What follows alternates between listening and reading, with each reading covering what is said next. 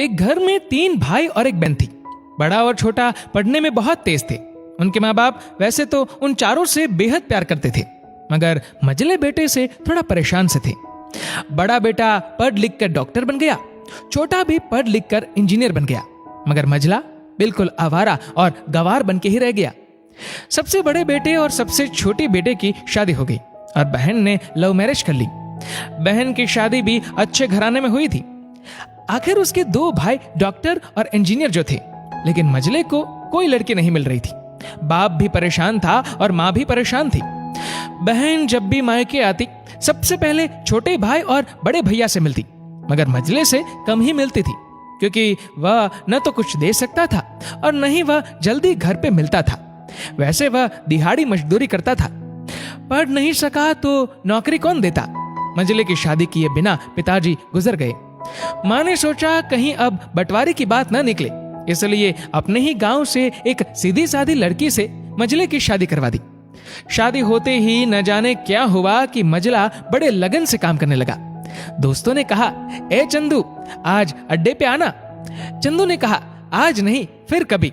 दोस्त ने कहा, अरे तू शादी के बाद तो जैसे बीबी का गुलाम ही हो गया। चंदू ने कहा, अरे ऐसी बात नहीं, कल मैं अकेला एक पेट था तो अपनी रोटी के हिस्से कमा लेता था। अब 2 पेट है आज, और कल 4 पेट हो सकते हैं। घर वाले मुझे नालायक कहते थे, मेरे लिए चलता था, मगर मेरी पत्नी मुझे कभी नालायक कहे तो मेरी मर्दानगी पर एक भद्दा गाली है, क्योंकि एक पत्नी के लिए उसका पति उसकी इज्जत और उम्मीद होता है। उसके घर वालों ने भी तो मुझ पर भरोसा करके ही तो अपनी बेटी दी होगी, फिर उनका भरोसा कैसे तोड़ सकता हूँ। कॉलेज में नौकरी की डिग्री मिलती है, लेकिन ऐसे संस्कार तो माँ बाप से मिलते हैं जो मझले बेटे में थे।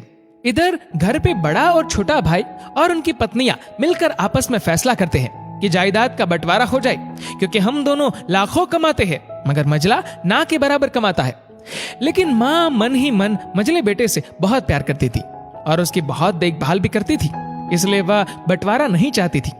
उसने बंटवारे के लिए दोनों बेटों को मना किया, लेकिन माँ के लाख मना करने पर भी बंटवारा की तारीख तय होती है। बहन भी आ जाती है, मगर चंदू है कि काम पे निकलने को बाहर जा रहा है। उसके दोनों भाई उसको पकड़कर भीतर लाकर बोलते हैं कि आज तो रुक जा, बंटवारा कर ही लेते हैं। वकील कहता है सबको साइन करना पड़ेगा। चंदू ने कहा, तुम लोग बंटवारा करो, मेरे हिस्से में जो समझ में आए दे देना, मैं शाम को आकर अपना बड़ा सा अंगूठा चिपका दूंगा पेपर पर।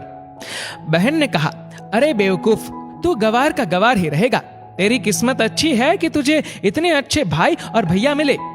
माँ ने कहा, अरे चंदू, आज रुक जा, बंटवारे में कुल 10 बीघा जमीन में दोनों भाई 5-5 रख लेते हैं और चंदू को पुश्तैनी घर छोड़ देते हैं। तभी चंदू जोर से चिल्लाता है, अरे फिर हमारी छुटकी का हिस्सा कौन सा है? दोनों भाई हंसकर बोलते हैं, अरे मूर्ख, बंटवारा भाइयों में होता है और बहनों के हिस्सों में सिर्फ उसका मायका ही है। चंदू ने कहा, ओ, शायद पढ़ा लिखा न होना भी मूर्खता ही है। ठीक है, आप दोनों ऐसा करो, मेरे हिस्से की वसीयत मेरी बहन छुटकी के नाम कर दो। दोनों भाई चकित होकर बोलते हैं, और तू? चंदू माँ की ओर देख के मुस्कुराते बोलता है, मेरे हिस्से में माँ है ना। फिर अपनी बीबी की ओर देखकर बोलता है मुस्कुरा के, क्यों चंदूनी जी, क्या मैंने गलत कहा? चंदूनी अपनी सांस से लिपट कर कहती है, इससे बड़ी वसीयत क्या होगी मेरे लिए कि मुझे माँ जैसी सासू मिली और बाप जैसा ख्याल रखने वाला पति। बस यही शब्द थे जिसने बंटवारे को सन्नाटे में बदल दिया। बहन दौड़कर अपने गवार भैया से गले लगकर रोते हुए कहती है कि माफ कर दो भैया मुझे, क्योंकि मैं समझ न सकी आपको। चंदू ने कहा, इस घर में तेरा भी उतना ही अधिकार है जितना हम सभी का। मेरे लिए तुम सब बहुत अजीज हो, चाहे पास रहो या दूर। माँ का चुनाव इसलिए किया ताकि तुम सब हमेशा मुझे याद आओ, क्योंकि ये वही कोख है जहां हमने 9 महीने गुजारे। माँ के साथ तुम्हारी यादों को भी मैं रख रहा हूँ। दोनों भाई दौड़कर मजले से गले मिलकर रोते रोते कहते हैं, आज तो तू सचमुच का बाबा लग रहा है। सबकी पलकों पे पानी ही पानी। सबने बंटवारे का फैसला त्याग दिया और सब एक साथ ही रहने लगते हैं। दोस्तों, इस वीडियो को लेकर आपकी क्या राय है नीचे कमेंट करके जरूर बताएगा। और अगर आपको वीडियो अच्छा लगा हो तो इस वीडियो को लाइक करेगा, शेयर करेगा ज्यादा से ज्यादा लोगों तक।